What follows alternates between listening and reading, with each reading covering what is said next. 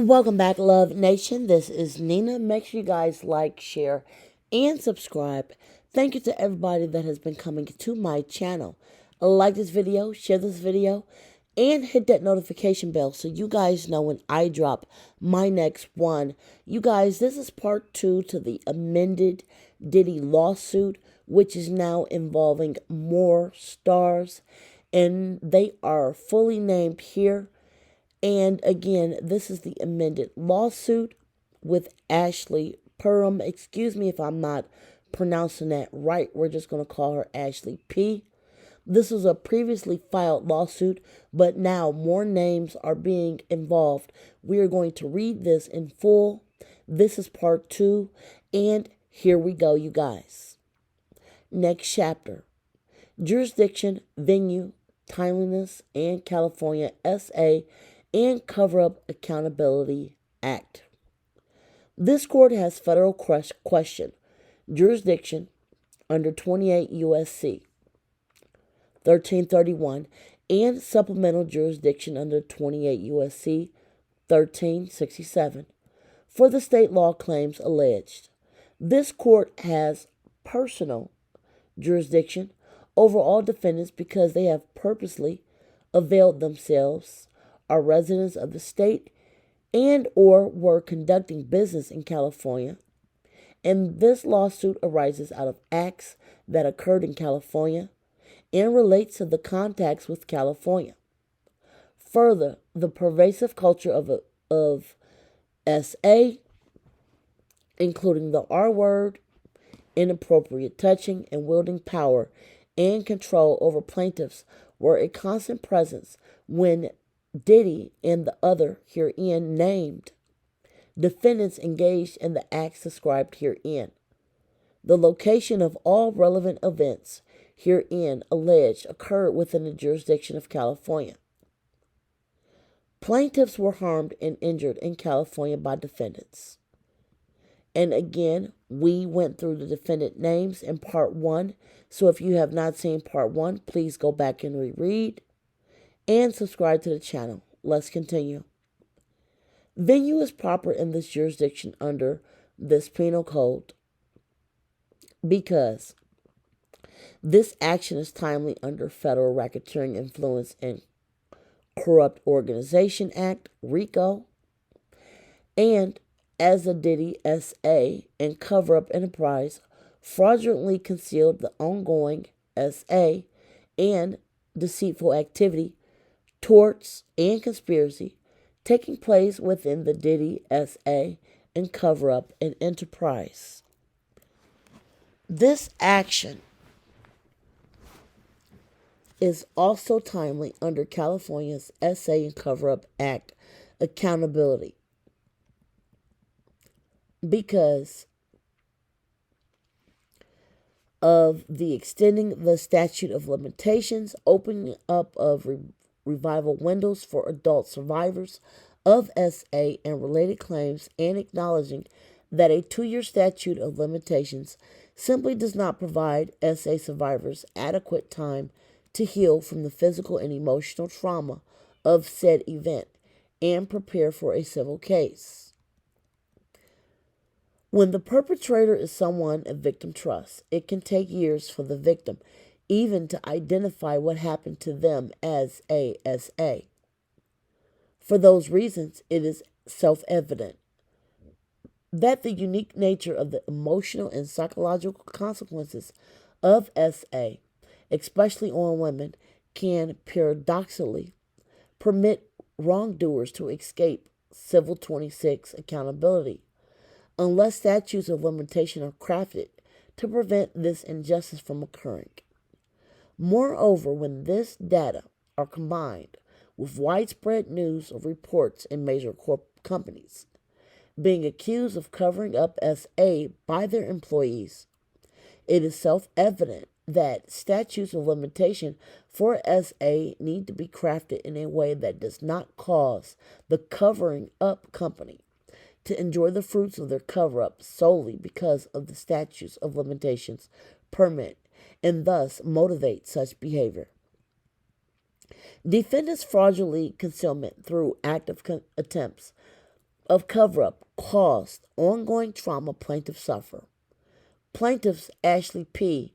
had repressed her experiences until recently when defendant Diddy was accused by his ex-girlfriend, former employee Cassie Ventura, and others regarding their experiences with Diddy.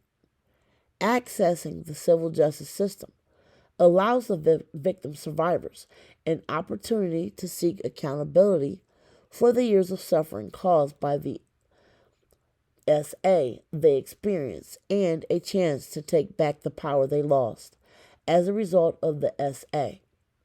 Plaintiffs John and Jane Doe have been paralyzed in fear, have had to exchange their names, and frequently move from their residences for fear of being taken against their will, are worded as aid by defendants herein. Plaintiffs does hereby invoke a pseudonym to protect their lives from the long reach of Diddy's SA and cover-up and enterprise. Additionally, any statute of limitation applicable to the below claims, if any, is told and defendants are stopped from raising such a defense as their actions described below deprive plaintiff of their opportunity to commence this lawsuit before now, as well as other equitable and legal basis. Next section. Factual allegations common to all counts. Plaintiff Ashley P. Plaintiff met defendant Shane in February of 2018 after an altercation with another man at a bar, and defendant Shane came to plaintiff's rescue.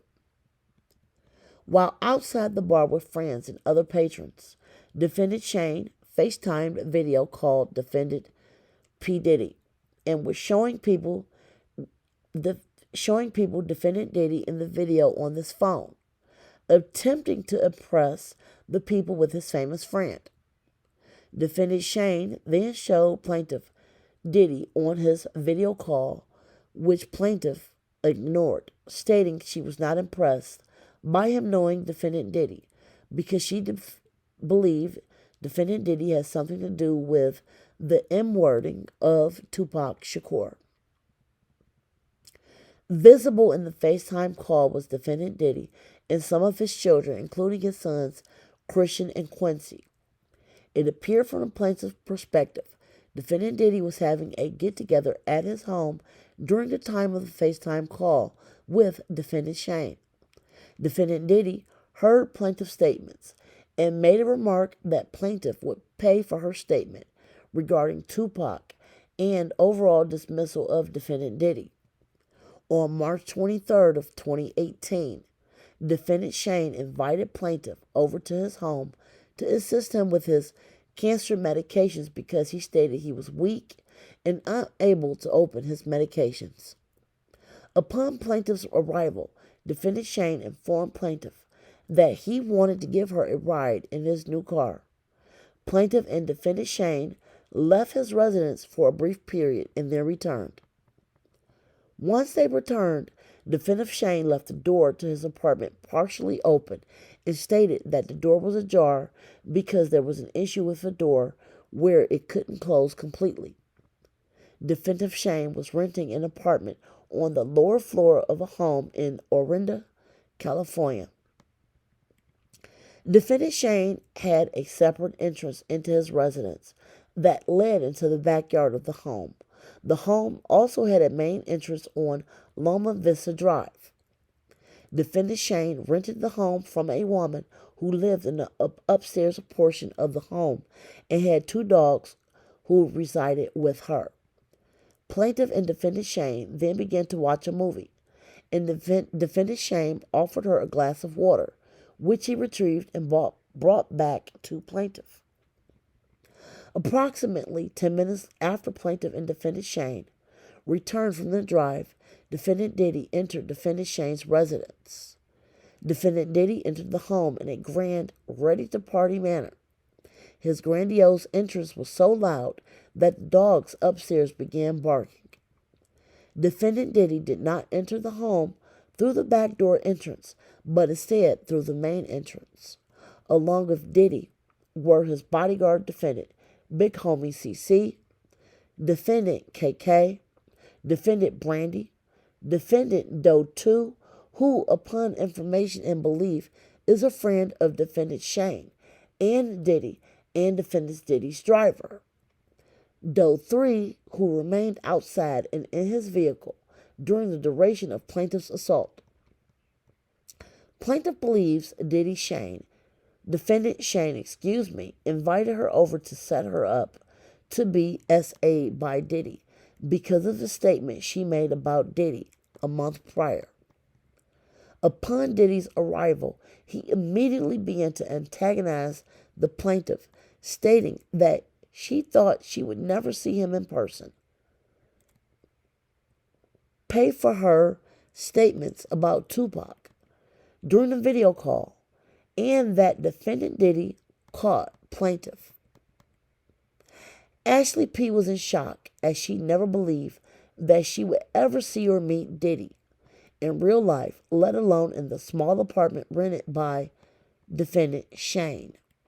Defendant Diddy then began advancing toward plaintiff, was sitting on Defendant Shane's bed with a metal sharp object and held it to the right side of plaintiff's face and threatened to give her a glass glow smile in retaliation for her previous statements on the video call.